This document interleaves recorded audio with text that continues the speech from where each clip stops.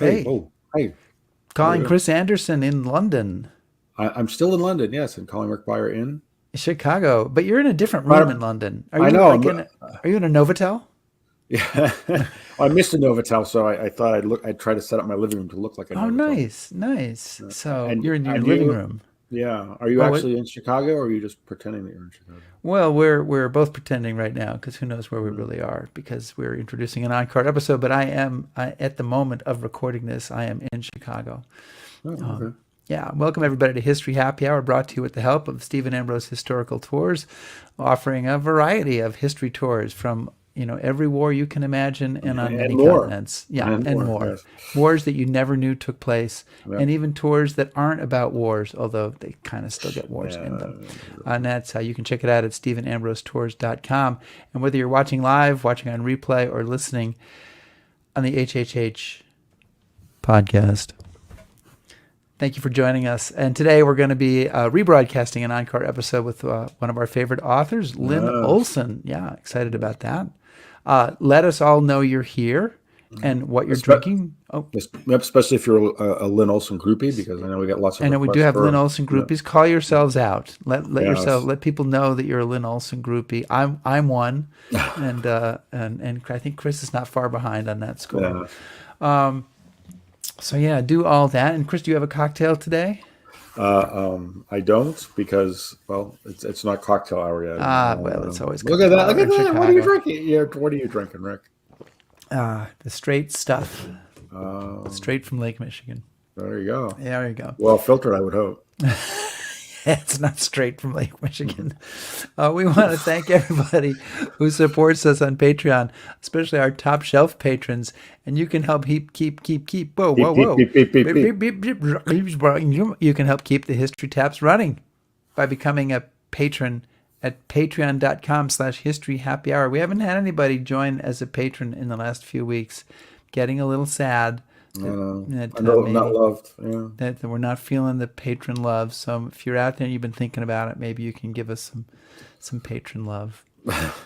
So you're still. Anything? That means you're still ankle deep in hats, doesn't it? Yeah. So no, I got lots of Yeah. hats. Yeah. Okay. So we got a history happy. Oh, you're right. If you become a top shelf patron, you do get a history happy hour hat, and it's lovely and filled with our logo.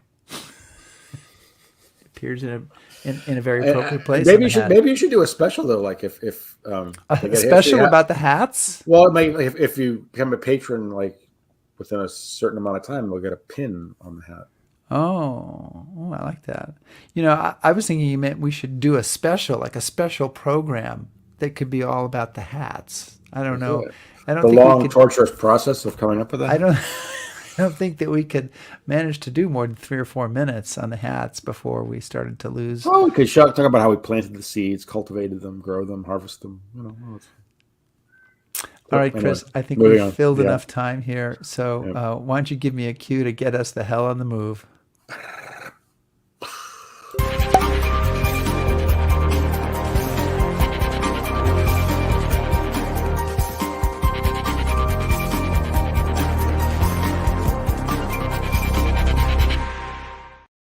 The bar is open. The bar is open. Christiane Desroches Noblecort was a real-life Indiana Jones who went toe-to-toe with the Gestapo in World War II and then embarked on an extraordinary campaign to save ancient Egyptian temples from floodwaters created by the Aswan Dam. She was fearless and tireless, and author Lynn Olsen has brought her to life in the new book Empress of the Nile. The Daredevil archaeologist who saved Egypt's ancient temples from destruction. Lynn Olsen is a New York Times bestselling author of, I think, 9 books of history, if I can count right. I think I got that right. Many of which deal in some way with World War II. She was on the show 3 years ago to talk about her book, Madeline. Excuse me, I am losing it here, Chris. Madame Fourcade's Secret War. War. Many of you know that she is one of my favorite authors, and Chris's as well. So welcome, Lynn Olsen. Welcome back. Hey, Lynn, welcome Thank back. you. I'm delighted to be back. Welcome back to History Yeah. Happy Hour. So your book is about a French Egyptologist who you say is a daredevil in the subtitle of the book. You call her a female Indiana Jones. So this sounds like a really fascinating person, somebody I certainly hadn't really come across until I read your book. Tell us, just to give us a start, give us an overview of her, and how this story caught your attention, because it's kind of different from a lot of the other stories that you've done that have been sort of World War II centric. Right. Yeah. I ran across her accidentally. I was after I wrote Madame Foucault's Secret War, which is about they had the only woman to head a major French resistance organization during the war. I was being lazy and thought, okay, I'm going to maybe do another book on World War II and spies. And I ran across this group that was really the first French resistance organization in Paris after the fall of France to Germany.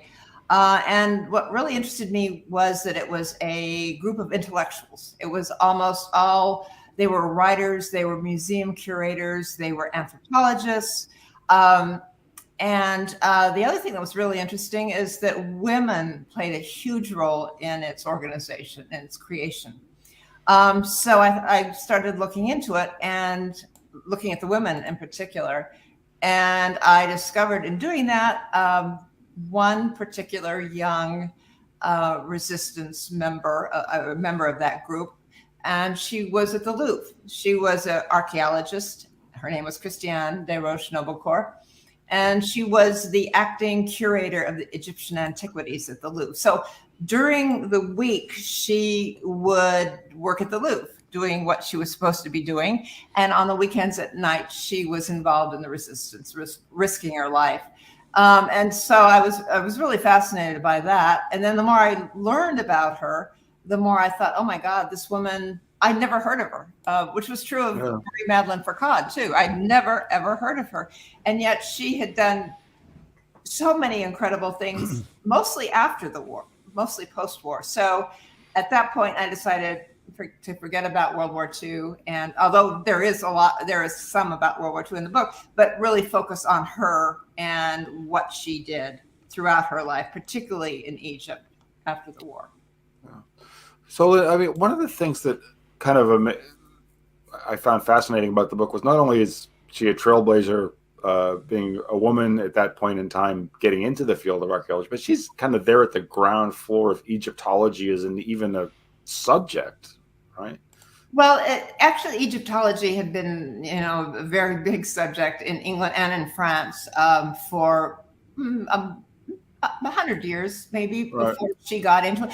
But certainly in terms of the 20th century, she came in, she began her career as an Egyptologist in the 1930s. And so that was still kind of the tail end of the golden age of archaeology in Egypt. And so she dealt with a lot of the very famous archaeologists. I mean, she worked under, she didn't work under Howard Carter, who discovered King Tut's tomb, but she worked under people who had worked with Howard Carter. So she was very much a part of that group. And yet she was the only woman. She was the only, she was the first prominent female archaeologist in France. It was archaeology until really, toward the late 20th century, was really still very much of a boys' club. It was an old, it was an old boys' network.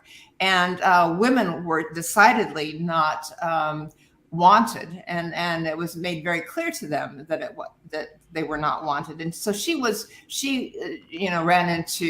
harassed and throughout her career, right from the beginning, because basically they said, women are not allowed. Women are not to be here. And how did she deal with that? I mean, you have a great quote about the Egyptology world in France in the 1930s, perhaps even about the same world today. Someone who calls it a very restricted community within which love of neighbor is not always the dominant feeling, which is kind of a funny way to say it. But how does she deal with this? So she's come up. She's educated at a school associated with the Louvre. She has some connections, but she's got a lot of people kind of working against her. She's pretty brash, though, isn't she? I mean, Yes, she's not like a wallflower or, well, I'll just work around this. Yeah, have to understand her background. She came from a upper middle class background. Her father was a lawyer. Her mother had actually gone to college and had graduated from college, which was very rare at that time. And unlike most young French girls of her era, her parents encouraged her to do whatever she wanted. She was a very outgoing, very energetic, very enthusiastic young girl. And her parents said, good, fine. And that was very, very unusual in France. So she grew up thinking that she was just as good as the boys, as her brother. Her brother had a big group of friends that she was part of. She was his little sister, but he included her in all of this. So she came from a very unusual family. And so she was not used to the idea that she couldn't do anything. I mean, because her parents had really told her that she could do whatever she wanted. And so she, believed that. And even when she got into, when she started studying archaeology, and it was made very clear to her by her fellow students that she wasn't supposed to be there, she refused to accept that. The good thing, despite her problems with her colleagues, her male colleagues, is that many of the senior archaeologists who were training her or who were educating her saw what a brilliant student and a brilliant archaeologist she was. So she did have mentors as she was going along. It was the people who were her own age and maybe slightly older that were really terrible, really, really terrible to her. I mean, you've got to understand, Egyptology to this day, I think is true. It's a very small group, and there are not many really good jobs out there. There weren't back then. So there was incredibly fierce rivalry. But there was one story. I mean, just how petty this can be. I guess it was at the school where the other students are complaining. Well, but now if there's a woman here, we can't come down to breakfast in our pajamas. Yeah, and it's like, yeah, okay, really? That's really what this is about? That was in Cairo. She was the first woman to be named a scholar at the French Institute of Oriental Archaeology, which is it's the elite research center, French research center in Egypt for the study of ancient Egypt. She was the first woman, and this was in the late 30s. She was the first woman appointed. She was 23 years old, and they rose up in revolt. The men who were there, her age, rose up in revolt and said they would not have her. They would not accept her because, yes, they couldn't come down in their pajamas. It's a big deal for us being able to come down in our pajamas for breakfast. Yeah. And they kept saying, though, she would die in the field, that she couldn't possibly survive in the field. Yeah, she lived to be, what, 93? She lived to 97. Yeah. And most of those years were spent in the field. I mean, she didn't retire until she was in her 80s. So she was still very much an archaeologist. Yeah. So, living here in London as I do, we tend to think of, when we think of Egypt and archaeologists and Egyptology, it's very British. Yeah. And I was interesting to read your book because of just how enmeshed in all of this France has been. Oh yeah. So maybe just talk a little bit about kind of France's connection to this whole story and why it's almost as important as Britain's connection. Well, the French would argue that they are. Wait, mais non, Chris. Yeah.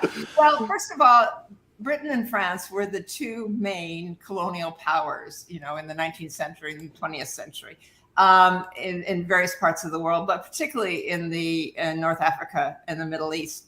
And archaeology has always been connected to colonialism. I mean, Britain and France were the best known in terms of archaeology, and they sent their archaeologists over to Egypt as well as to other parts of the Middle East on digs, and to look for treasures that they could bring back to their museums.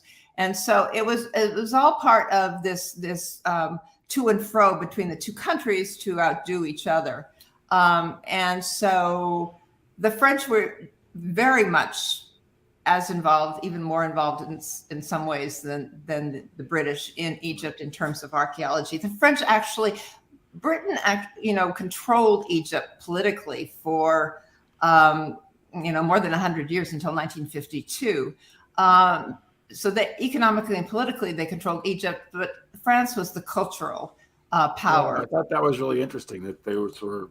Yeah. And in terms of culture, they were the French were basically in charge of archaeology in Egypt, not allowing the Egyptians to be part of it. I mean, because they were, colonials. And so they basically ran the show. They ran the antiquities service. They decided who was going to be allowed to dig. They decided which treasures they could take out. The French, in terms of archaeology, were far more dominant in Egypt than the British.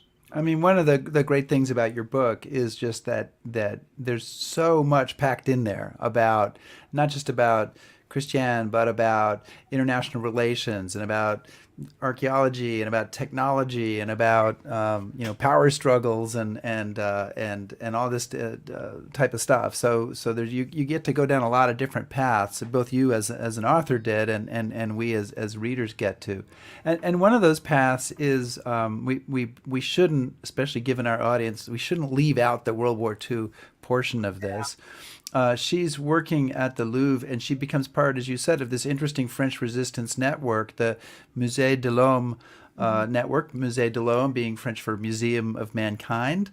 And so tell us about this network and about her activities during World War II, both resistance, and she's also part of this whole trying to save the treasures of the Louvre. Right. Yeah. She had actually two functions in terms of the war. In the beginning of the war, in 1939, she was at the Louvre. She was a curator at the Louvre.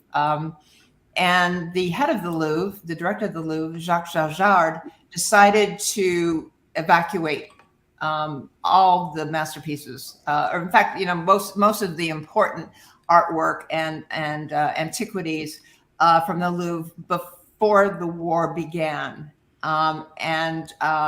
So when war was declared, he had already planned this. And so, truckload after truckload after truckload left the Louvre, and this art and all these antiquities were taken to chateaus in the Loire Valley to protect them from the Germans coming in. And Christiane was part of that. She helped pack up the Egyptian antiquities.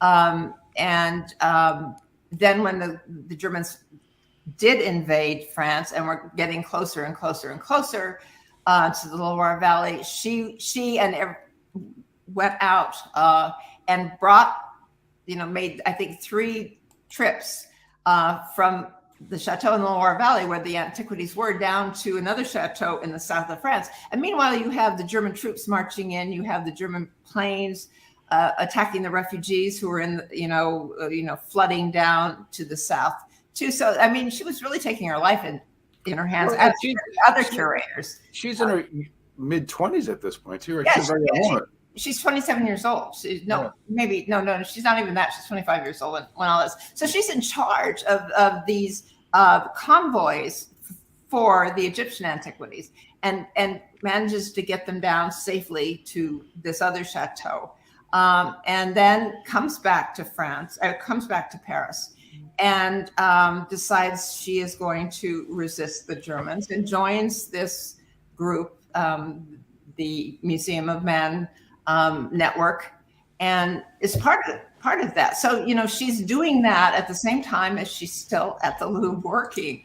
The Louvre was interesting because there's a lot of resistance activities going on within the Louvre during that time. So she's there. Jacques Jarjard, the director, knows that she's involved in resistance. He is as well. And so she works, but then she also acts as a courier for this resistance network. And she gets captured by the Gestapo. Yeah, she does. She's signed a mission to take some intelligence down to the south of France, which was in the unoccupied zone. So she's on a train and crossing the border between the occupied northern part of France and then the south. And as it pulls into the city or the town of Moulins, a SS guy boards the train, comes to her compartment, knows who she is, asks to see her ID papers. She gives them to him, and he yanks her off the train and puts her in a cell. And basically, they figured out that she was on that train and who she is. She had the intelligence in her glove. She folded it up and put it, in her glove under a finger. In her finger. So she's interrogated. She's brought in and interrogated. But Christiane, as I said, she was not afraid of anybody. She would not allow any man to treat her without the respect she thought she deserved. So anyway, she comes into this. She's escorted into this room and finds like 5 or 6 SS guys with their feet on the table, on the desk, smoking cigars. And she comes in and they start interrogating her. They don't get up. They don't do anything. They start interrogating her, and they ask, and she refuses to answer. She refuses to tell them. They ask her if she knows German. She does know German, but she said, she didn't. She absolutely refused to cooperate with them. And as the interrogation went on, she got angrier and angrier because these were the kind of guys she had to deal with, in Paris. And so she had finally had it. And then she started screaming at them, saying, how badly they had been brought up because, my God, to keep your boots on the table when a woman walks in, that's beyond the pale. And so they were dumbfounded. They didn't know how to react to this. And she kept yelling at them. She said she was so angry, she kept cursing them.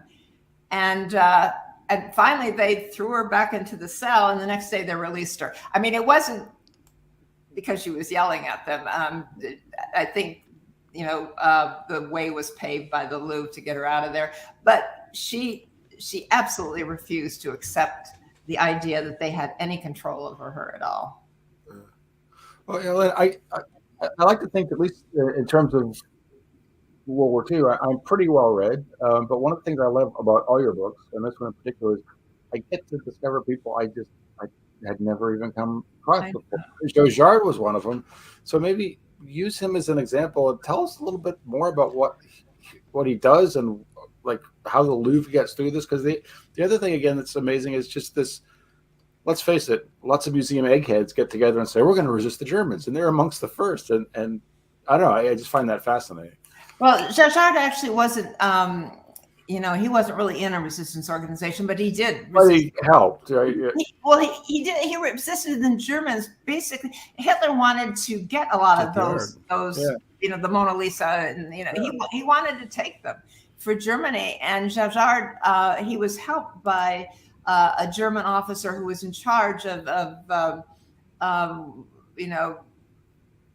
treasures of the Louvre. But between the two of them, they managed to keep Hitler from taking. I think the only 2 masterpieces that were finally sent to Germany, but he managed to avoid that from happening. The resistance organization, the Museum of Man Network, did a lot more than that. They were involved in collecting intelligence, which she was a courier taking intelligence. They were involved in helping French and American soldiers to escape. They were involved in sending. They had a resistance newspaper. It was the first underground newspaper of the French resistance. And Christiane was involved in that too. So they were paving the way for later resistance organizations. They were really one of the very, very, very first.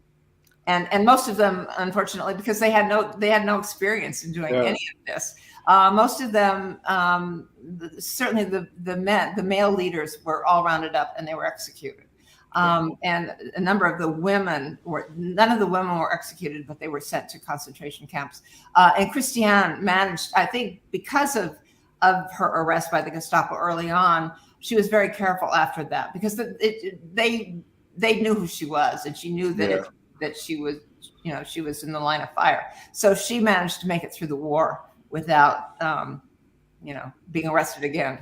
Yeah, well, I was shocked because, as you point out in the book, like the Louvre, most of its collection is intact at the end of the war, and you consider what the Nazis did everywhere else. Right. Not only was it attacked, but they weren't damaged at all. I mean, the story is really fascinating. They ended up all over the place, and they managed to bring them all back, and And there's another woman involved with this. I'm so sorry, I'm not going to remember her name. Rose, I think, is her. Rose.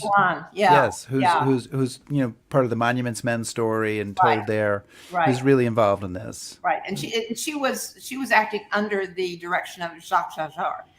So Jacques Chajard was the guy, in the he was the spider, and the spider web went all over the place.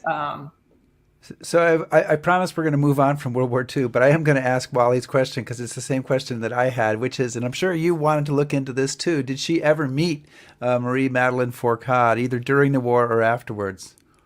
That's a good question. I would not be at all surprised if they met. I don't know. I found no evidence, but they remind me of each other. The Marie Madeleine was much more. I don't know. She wasn't as human as Christiane. Christiane let it all hang out. Marie Madeleine was very aristocratic, very, she was a spy. She was very much in herself. But Christiane was just like out there. And so I've often thought, who would I rather have dinner with or a drink with? It would be Christiane by a mile, because she was so much fun. Marie Madeleine was fascinating. I think she's scary as hell. I think she scared a lot of the guys that she worked with. Christiane, she made life difficult for people, but I don't know that she scared anybody. Is it my turn, Rick? It is, Chris. It is your turn. Oh, okay. Take it away. Someplace great. I was going to move on from the war. Yes, that's why I'm transitioning to you for that. So the war's over. The collections of the Louvre have been saved. She's at the Louvre, but she has a much bigger stage to go to. So can you talk a little bit about how she's getting back to Egypt and what's happening there as she's kind of getting back to where it's happening? It's kind of convoluted. After the war, she didn't, for a number of years, she didn't do all that much in Egypt. She was busy. She had gotten married. She had a child. She was at the Louvre full time. And then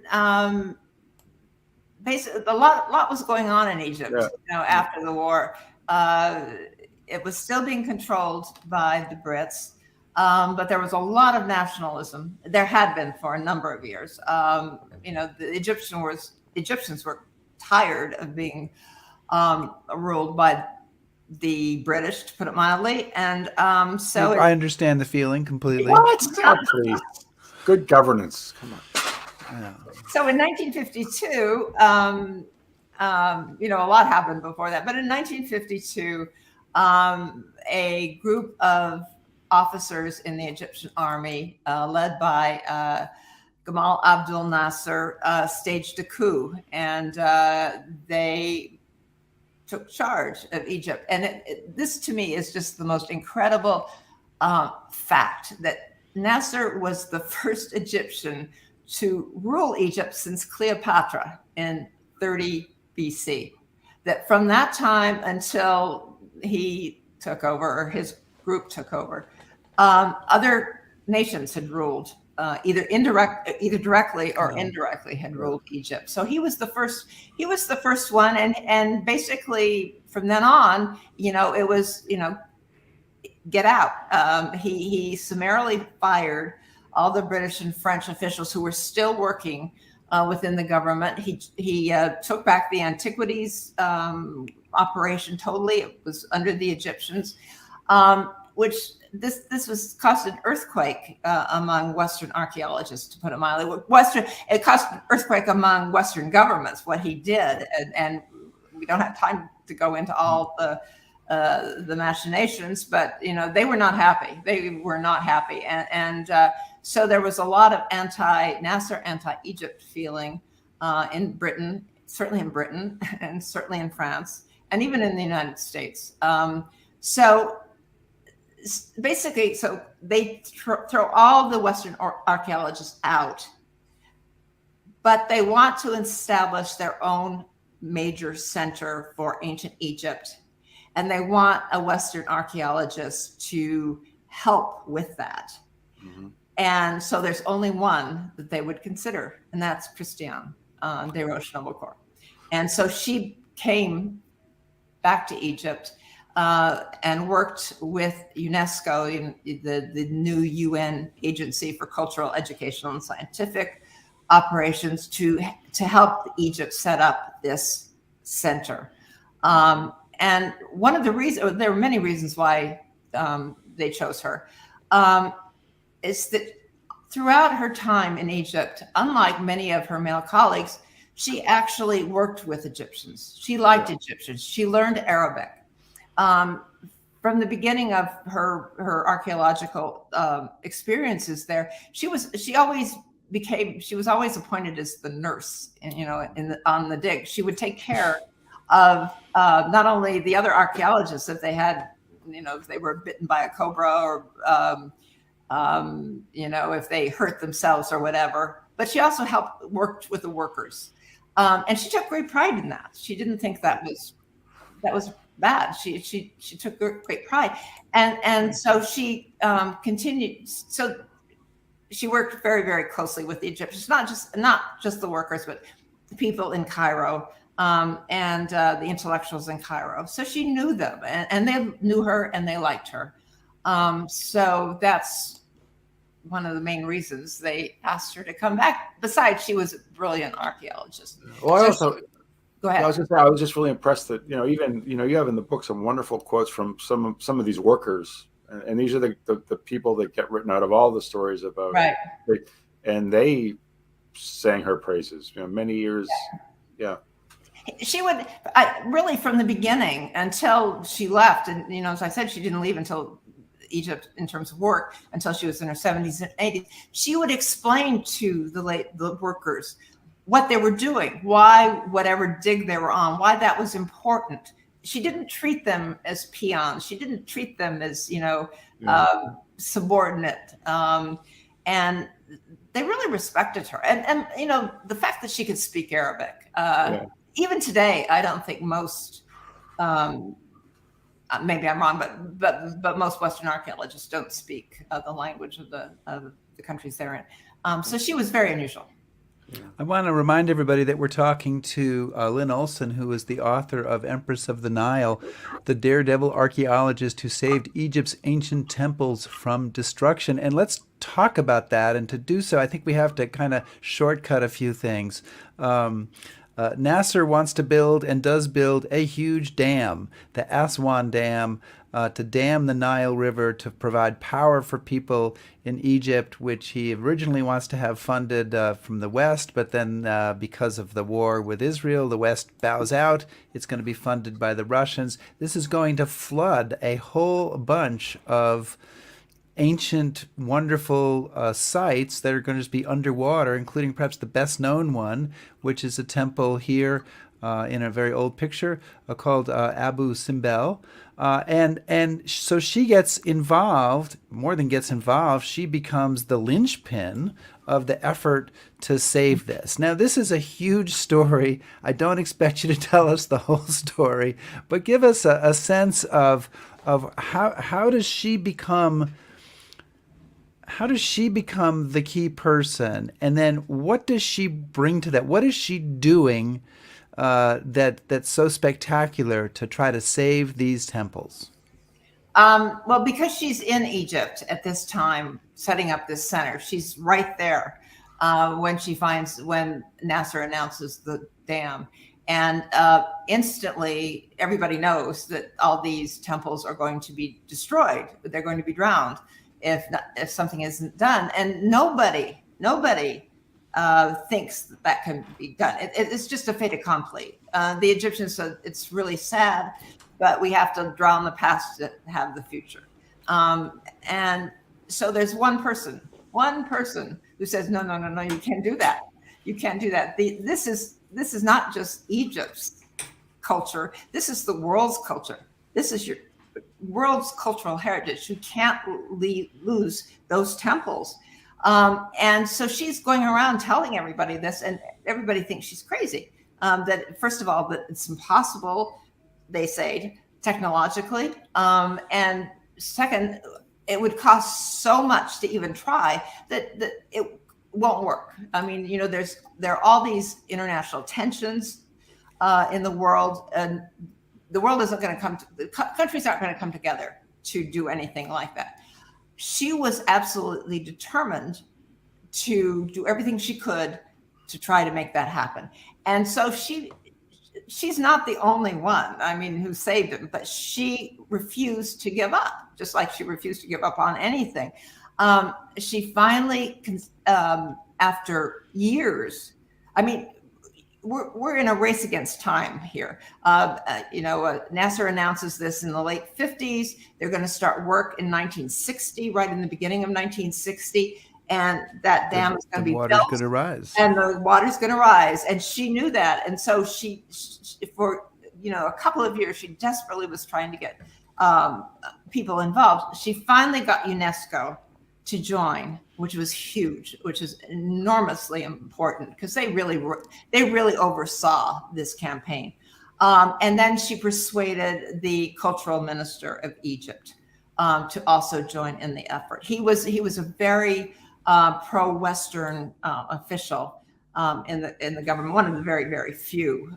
He spoke French. He had a PhD, and so he became an ally as well. But they were kind of, preaching in the desert. Not many people were willing to go along with that.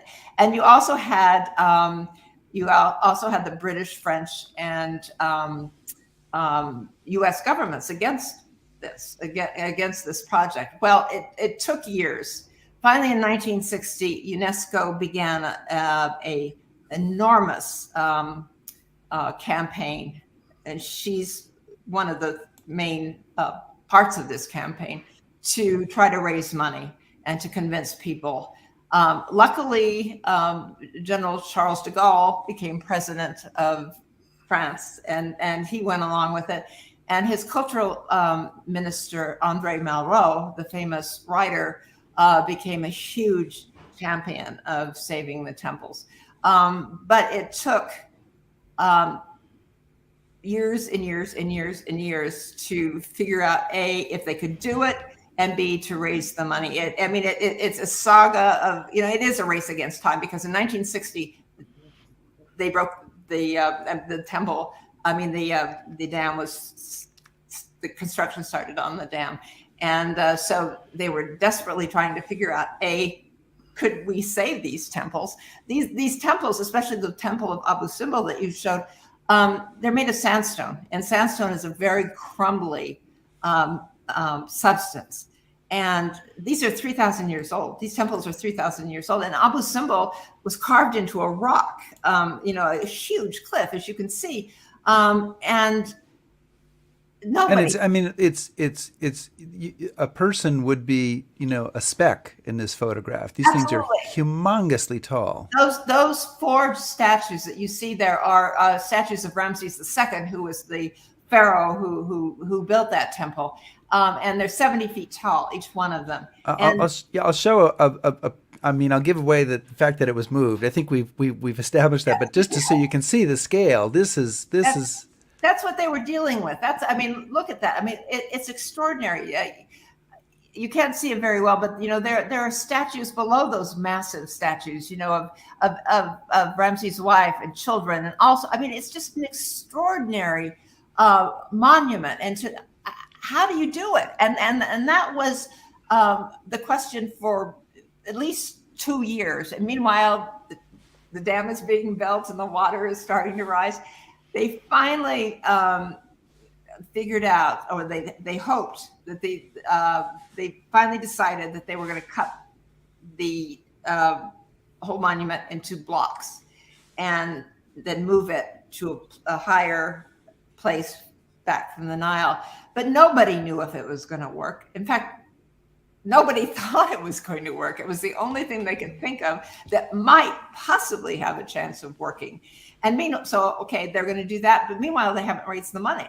They haven't raised all the money that they needed. They desperately needed the United States to come up with the majority of the money, because otherwise there was no way that would be funded. I mean, we're talking about $80 million. I mean, it was huge amount of money that was needed. And, so they were trying to figure out if they could do it, and then, if they were going to have the money. So that took several years, and she was in the middle of all of that. Well, I was really impressed with her kind of pushing that idea that this is something that belongs to the whole world, because I think, the backdrop of all this story is just all the political tension. Because, of course, earlier you'd have this little argument about a canal and who's going to run it, and there's a lot of there. And you have the Russians building the dam, so Eisenhower doesn't want to support it.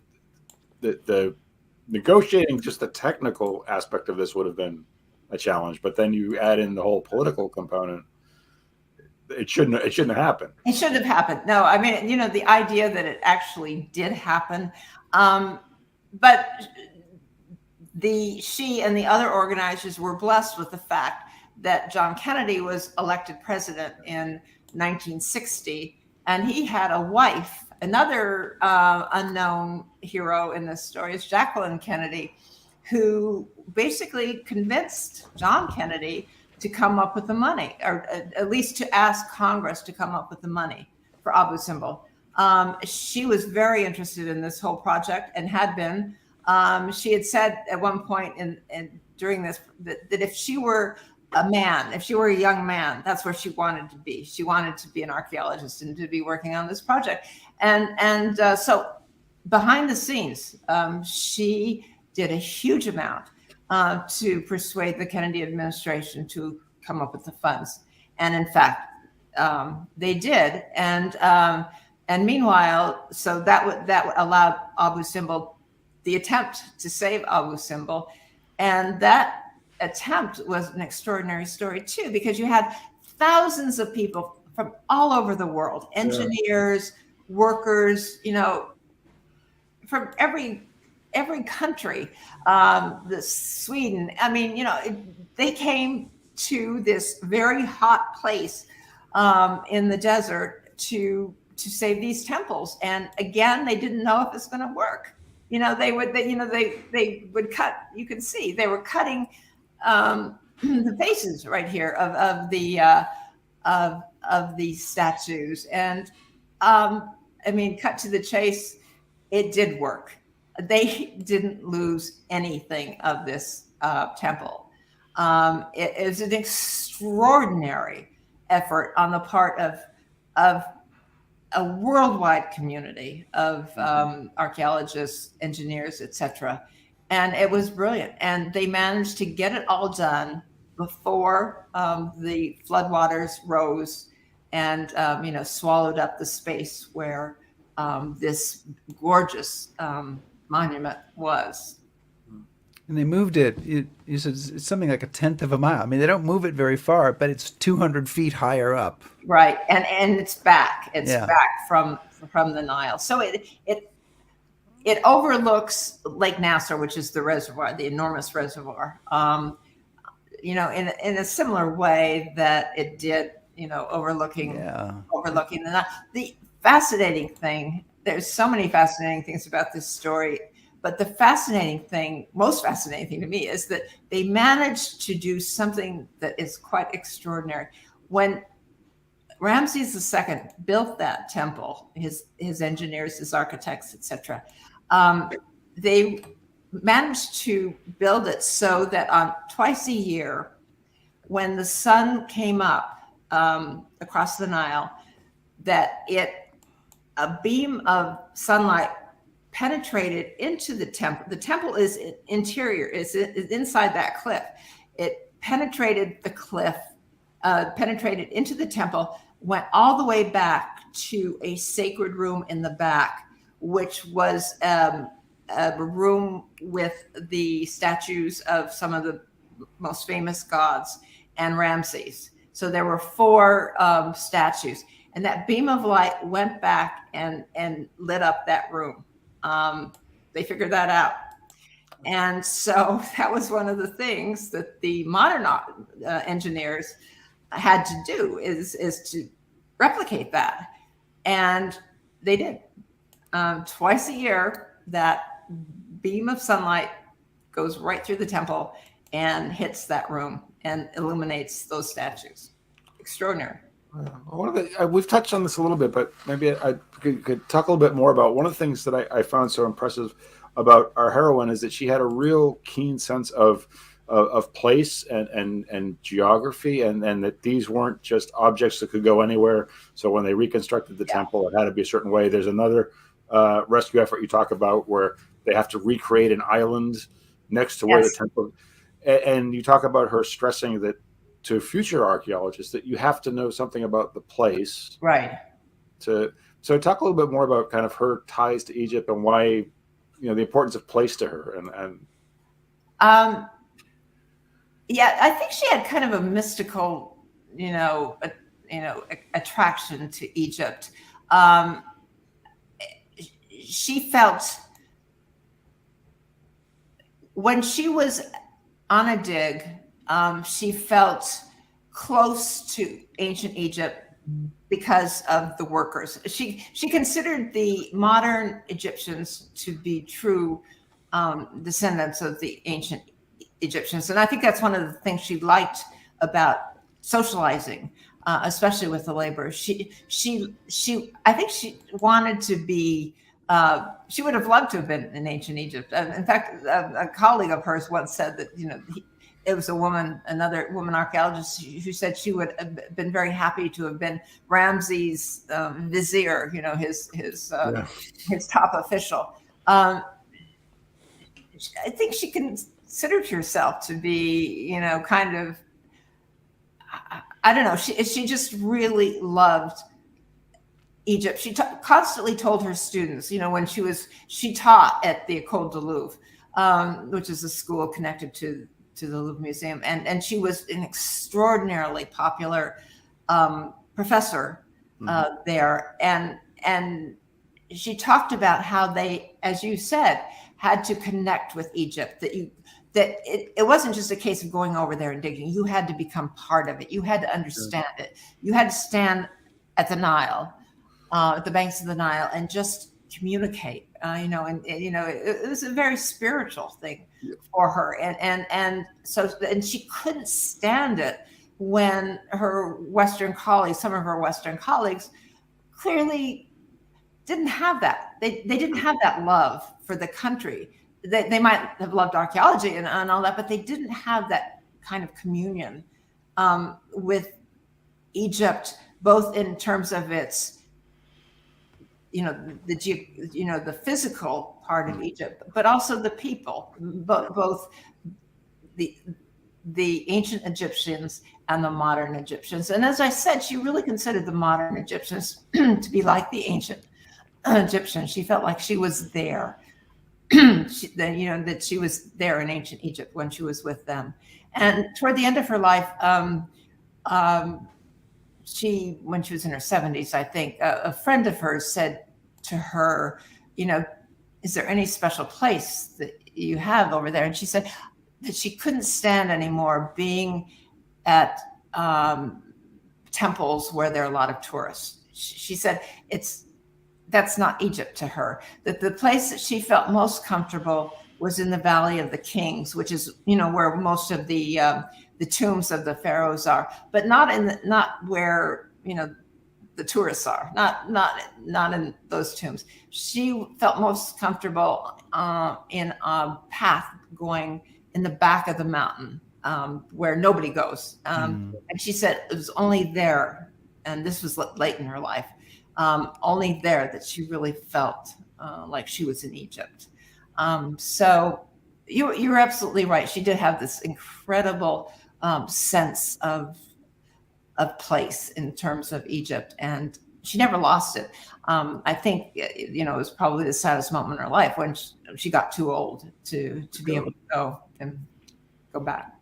The saddest thing, well, there's a couple of sad things, but one of the things that really struck me in this story is we'd like to think that everybody wants to preserve historical monuments, and somebody asked a question, why wasn't it self-evident to the Egyptians that these should be preserved? But there were all sorts of people, both in this specific case of these temples in Egypt, who just didn't see it as that important. I mean, clearly the Soviets assisting with the dam didn't see it as very important. Egypt didn't see it as important. The United States, Britain, and France originally were standing off from helping because, well, we're unhappy with your political situation. We don't like the revolution that you've done. We don't like that you're, in bed with the communists, so we don't want to have anything to do with you. And to me, this is just, this all still goes on, right? I mean, the struggle to preserve our heritage is just so, it's a never-ending struggle. That's right. And her idea, she wasn't the only one who had the idea, but Andre Malraux also, but the idea that these treasures don't belong to Egypt, they don't belong to France, they don't belong to Britain, they belong to all of us. And she kept saying that over and over again. It's not a matter of, it's for posterity, it's for our children, regardless of what country you live in, and that's. UNESCO took that and that's, they made that thanks to her and others. That's how they set up the World Heritage program. Then that's the underlying idea. It's not, it's everybody's culture. It should trump the politics, pardon Yes. the phrasing, but it should override the politics of the moment or the wars of the moment, because this is who we are. And if you don't, and so little ends up getting saved, so much ends up being destroyed. It's like plowing the sea to try to just save a little bit of it. One of the things that I'd just like to mention that I found very interesting, and I didn't really know this or really didn't think about it, is at the time when this was going on, especially in this country, in the US, it was the whole time of urban renewal, bulldozing the past. So we were doing it too. We destroyed the beautiful Penn Station in New York, which was a Beaux-Arts masterpiece. And we ended up with that horrible underground cellar. So, the new is good. I mean, it was very, very, very, very important here, and to some extent still is. The whole idea of preservation was really, nobody wanted it, or very, very, very few wanted it. So, the fact that this actually occurred, that she was the spark plug, she was the linchpin for this, she got it started. A lot of people got involved as a result of it. But in fact, 50 countries did contribute money to saving it. Thousands of archaeologists from all over the world, thousands of engineers.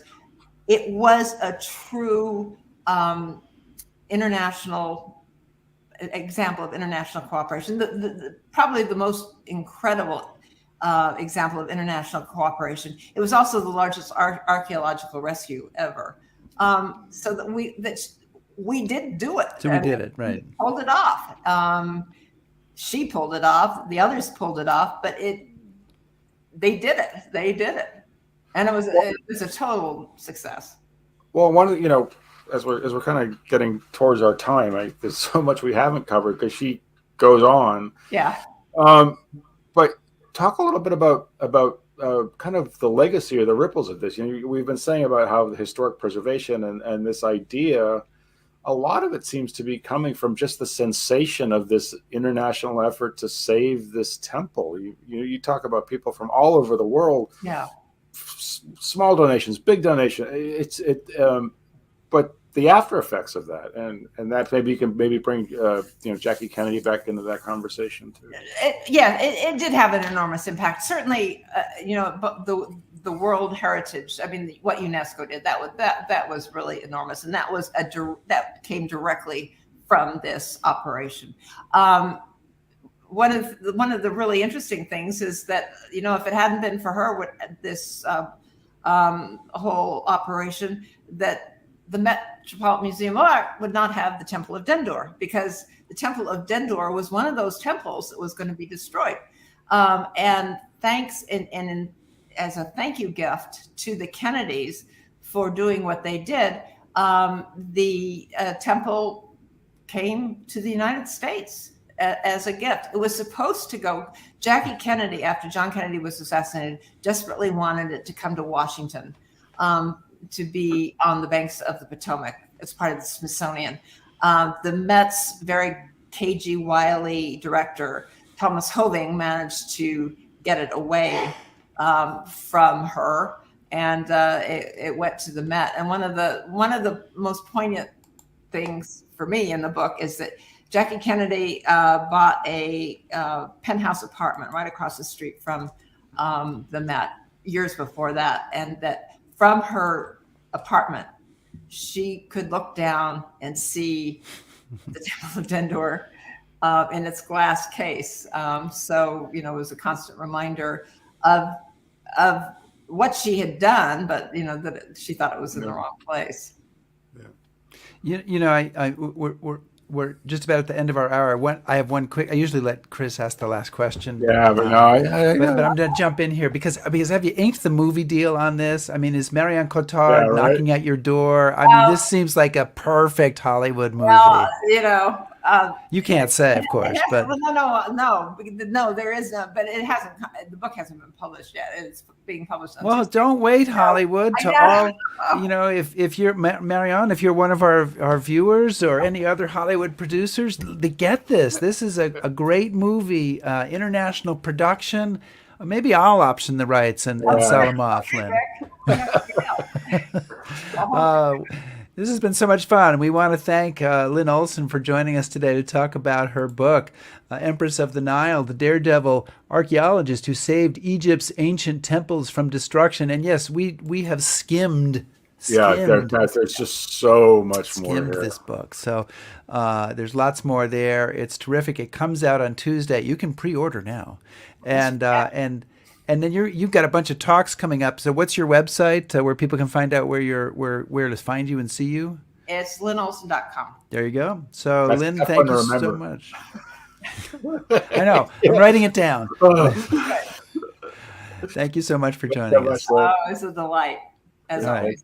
Always great to have Lynn Olsen on, especially with this story taking place in ancient Egypt or somewhat in modern Egypt and the U.S. as well, and all those different places. And Nazis. Don't forget the Nazis. And there were Nazis, because beating the Nazis is always good. I would say there are Nazis in at least 50% and maybe 2/3 of our programs. A Nazi will make an appearance, but we're not. We're not. No, we're on the other side. We would have some issues. Yeah. So speaking of Nazis and the people who fight them, our fellow Ambrose historian Kevin Hemel is coming back. He's written a second volume in his Patton trilogy, and this one starts the day that General Patton takes command of the Third Army, August 1st, 1944, and continues until the relief of Bastogne in December of 44. So it covers when the Seventh Army came to his rescue then, right? I know that General Patton is one of your favorite figures. Our audience knows this, and so everyone will be watching the program to see how you handle how you handle this. But and I also want to say that the Ghost Army makes an appearance in this book. Of course it does. Now, did that was that deliberately put in the book for you, Rick? Or is we're going to have to ask Kevin Hemel Yeah, that I think question. I think We're going to maybe, say, yeah. did you make those mentions of the 23rd Headquarters Special Troops because you knew you were going to be on History Happy Hour and Rick Beyer would ask you about it? And that's the first thing you look for in an index, isn't it? Well, after my name. It is, isn't it? It is, After my name. Okay. Absolutely. Okay. Okay, everybody, please subscribe to us on YouTube, follow us on Facebook, shout at us on Twitter, listen to our podcast, because all of these shows are in a podcast, and you can find out about it on our website. Back us on Patreon and browse our website, which is historyhappyhour.com. And we promise we're going to be live and in the flesh next week, and for many, although not all, of the weeks coming up in the next few months. So we're going to be we've been on a ping-ponging live, not live thing, and we're starting to get back into more live. So yes, because Rick misses you. I do. As do I. I do. Okay. Be safe, everybody.